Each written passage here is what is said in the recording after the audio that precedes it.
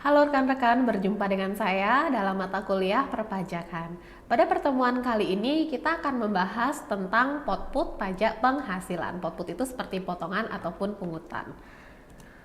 Oke, di dalam potput PPh pasal atau pajak penghasilan, di sini ada PPh pasal 22, PPh pasal 23, pasal 4 ayat 2, dan beberapa pasal lainnya. Yang pertama, kita akan membahas tentang PPh pasal 22. Kira-kira PPh pasal 22 itu apa sih? Nah, kita lihat definisinya. PPh pasal 22 ini merupakan cara pelunasan pembayaran pajak di dalam tahun berjalan. Yang perlu kita garis bawahi adalah pelunasan pembayaran pajak dalam tahun berjalan oleh si wajib pajak atas penghasilan yang diperoleh antara lain sehubungan dengan yang pertama ada impor barang ataupun jasa, yang kedua ada pembelian barang yang menggunakan dana APBN ataupun APBD, dan yang terakhir ada dari non APBN atau dari non APBD. Nah, hal ini tercantum di dalam PMK 154 garing PMK 03 garing 2010. Kalau kita lihat rangkuman dari tarif dan dasar pengenaan pajaknya. Tarif dan dasar pengenaan pajak untuk PPh pasal 22 impor ini ada 2,5%, 7,5%, dan 0,5%. Nah, untuk PPh pasal 22 impor ini yang menjadi pembeda adalah apakah si wajib pajak ini sudah memiliki yang namanya angka pengenal importir atau belum memiliki angka pengenal importir. Dan dasar pengenaannya atau perhitungannya adalah dari nilai impor. Nah, nilai impor ini tergolong dari ada CIF. CIF itu ditambah dengan biaya masuk lainnya ketika impor tersebut terjadi. CIF tersebut merupakan cost, insurance, and freight ditambah dengan beban-beban lainnya, beban masuk lainnya. Nah, setelah kita mengakumulasikan CIF ditambah dengan beban lainnya, baru kita peroleh yang namanya nilai impor. Setelah itu baru kita hitung berapa PPh 22 yang terhutang. Dan untuk PPh 22 yang diimpor ada beberapa barang yang memiliki tarif khusus seperti gandum, kedelai, terigu. Ketika gandum, kedelai, atau terigu tersebut diimpor dan orang yang melakukan impor ini sudah memiliki yang namanya angka pengenal importir, maka tarif PPh pasal 22-nya menjadi lebih rendah, yaitu 0,5%. Dan ketika kita melakukan transaksi dengan bendaharawan, itu dikenakan pajak sebesar 1,5% dari harga pembelian. Ya, jadi untuk kita melakukan penyerahan kepada bendaharawan, mereka akan memungut kita sebesar 1,5% dari nominal harga pembelian. Berikutnya ada pedagang pengumpul. Pedagang pengumpul itu mereka mengumpulkan barang-barang dari pedagang-pedagang kecilnya. Nah, ketika si pedagang pengumpul ini akan melakukan transaksi, mereka akan dipotong tarifnya sebesar 0,25%. Lalu ada PPh pasal 22 migas. PPh pasal 22 migas ini untuk bahan bakar minyak, bahan bakar gas, dan pelumas. Bahan bakar minyak ini bisa dibedakan apakah transaksinya dilakukan oleh SPBU Pertamina atau SPBU non Pertamina.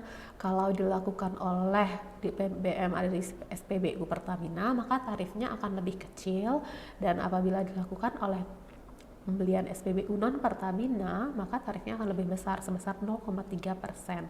Begitu pula dengan bahan bakar gas dan pelumas, itu tarifnya sama-sama 0,3%. Dasar pengenaannya adalah penjualan. Lalu PPh pasal 22 atas ATPM dan APM dan importir umum itu tarifnya adalah 0,45%. ATPM itu adalah agen tunggal pemegang merek ya. Dan ketika mereka melakukan transaksi atau importir umum, mereka dikenakan tarif 0,45% dari DPP PPN. Jadi dari DPP PPN mereka akan mencari dulu berapa nilai yang belum include ke dalam PPN. Dan yang terakhir ada PPh pasal 22 atas barang mewah. PPh pasal 22 atas barang mewah ini tarifnya adalah sebesar 5% dari harga jual. Untuk lebih lengkapnya lagi bisa kita lihat di modul, itu terdapat beberapa contoh-contoh perhitungan PPh pasal 22. Next saya masuk ke PPh pasal 23. PPh pasal 23 kita lihat definisinya merupakan pelunasan pajak di dalam tahun berjalan melalui pemotongan pajak.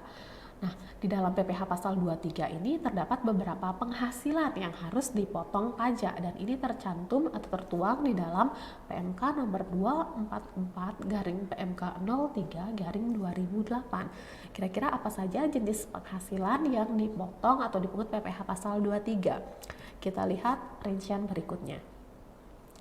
Terdapat jenis penghasilan yang dipotong tarif 15% PPh pasal 23 dan dipotong tarif 2%. Untuk jenis penghasilan yang dipotong tarif 15%, yang pertama ada dividen, yang kedua ada bunga termasuk premium, diskonto, dan imbalan karena penjaminan pengembalian hutang. Yang ketiga ada royalti, dan yang keempat ada hadiah atau penghargaan yang dipotong selain PPh pasal 21 ya. Jadi ketika si objek pajak si wajib pajak ini memiliki penghasilan atas hadiah atau penghargaan, mereka harus dipotong PPh pasal 23, tapi syaratnya adalah belum dipotong PPh pasal 21. Bedanya gimana? Nah, kalau misalkan di sini hadiah ini biasanya diterima oleh badan. Di PPh pasal 23 kita lebih memfokuskan penerimaan penghasilan itu adalah diterima oleh badan usaha. Contohnya seperti dividen. Dividen ketika diterima oleh badan usaha, maka mereka akan dikenakan PPh pasal 23. Ketika dividen diterima oleh orang pribadi, maka nanti mereka akan dipotong pasal 4 ayat 2. Nah, hal-hal itulah yang harus kita bedakan dan lebih spesifikkan, yang mana jenis penghasilan yang diterima oleh orang pribadi, yang mana yang diterima oleh badan. Lalu terdapat tarif yang kedua, yaitu tarif 2%. Tarif 2% ini terkait dengan sewa. Sewa apa saja yang dikenakan PPh pasal 23? Nah, sewa di sini adalah sewa aktiva. Sewa aktiva yang diperoleh, penghasilan yang diperoleh karena penyewaan aktiva, kecuali penyewaan atas tanah atau bangunan. Ya, jadi penghasilan apapun yang diperoleh dari sewa aktiva itu wajib untuk dipotong PPh pasal 23 oleh si pemberi penghasilan, kecuali tanah ataupun bangunan, karena tanah dan bangunan itu nantinya akan masuk ke dalam sewa yang dikenakan pajak pasal 4 ayat 2. Dan yang terakhir, terdapat beberapa jasa. Kalau sebelumnya kita akan membahas tentang bukan sebelumnya tapi next ya, untuk next chapter kita akan membahas tentang PPh pasal 21. PPh 21 dan PPh 23 nanti dapat dibedakan karena di sini juga di PPh pasal 23 ada jasa yang akan dikenakan, misalkan seperti jasa teknik, jasa manajemen, jasa konstruksi, lalu ada jasa konsultan dan beberapa jasa lainnya. Nah, untuk di PPh pasal 21 juga nanti ada orang pribadi yang memperoleh penghasilan atas jasa. Nah, disinilah beda dari pengenaan tarifnya. Kita harus melihat lebih rinci lagi jenis penghasilannya seperti apa dan penerimanya adalah siapa.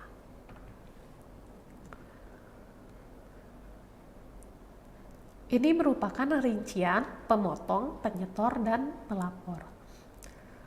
Yang dapat melakukan pemotongan, penyetoran, dan pelaporan yang pertama adalah badan pemerintah, yang kedua subjek pajak dalam negeri, yang ketiga penyelenggara kegiatan, yang keempat ada BUT, yang kelima ada perwakilan perusahaan luar negeri lainnya, dan yang terakhir adalah orang pribadi yang ditunjukkan oleh kepala KPP. Jadi beberapa jenis NPWP atau spesifikasi orang pribadi yang dapat memungut dan menyetor pajak, seperti misalkan tenaga ahli, dokter, notaris. Dan berikut lingkup jasa yang dikenai PPh pasal 23. Contoh-contohnya terdapat dalam PMK nomor 244 garing PMK 03 garing 2008. Contohnya seperti jasa penilai, aktuaris, jasa akuntansi, jasa perancang, lalu ada jasa pembasmi hama, jasa kebersihan.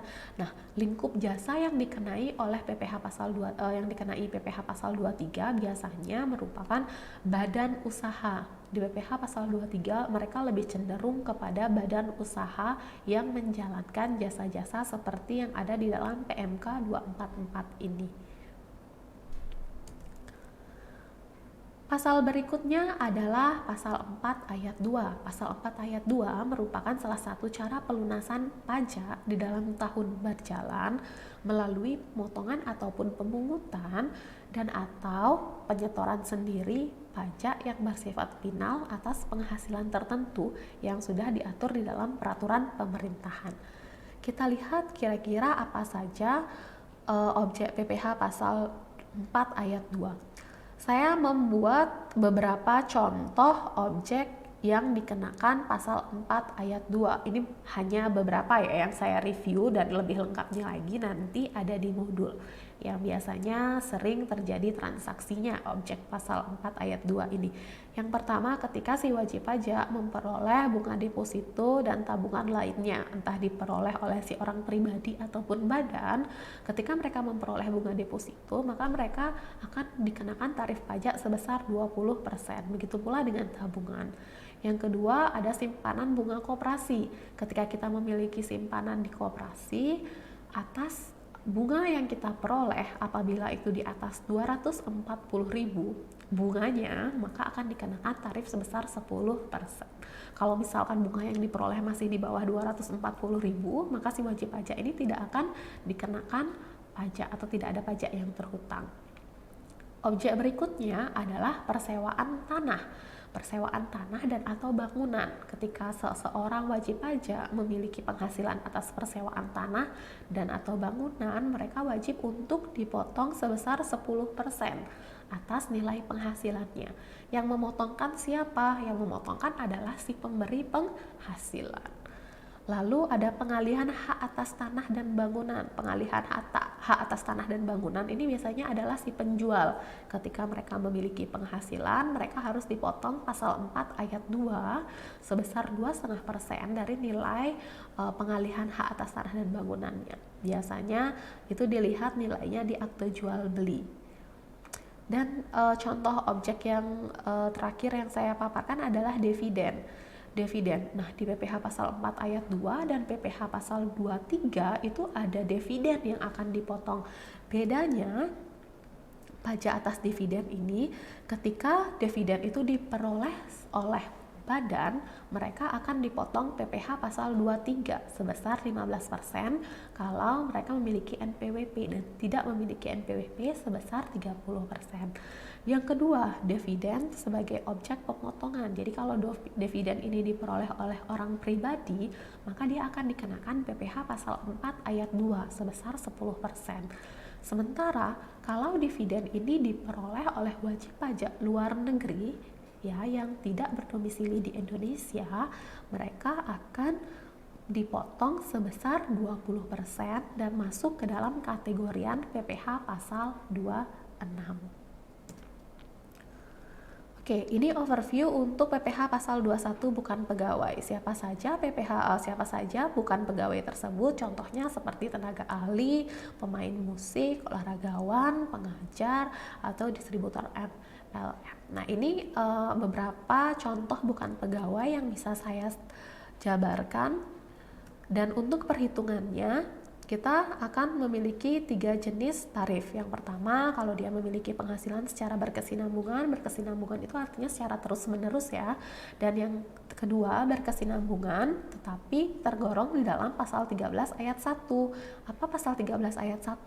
Ini adalah si pemilik NPWP hanya memperoleh penghasilan dari hubungan kerja saja, atau dapat dikatakan pemilik penghasilan yang secara berkesinambungan ini hanya memiliki penghasilan dari satu pemberi kerja. Berbeda dengan yang berkesinambungan sebelumnya.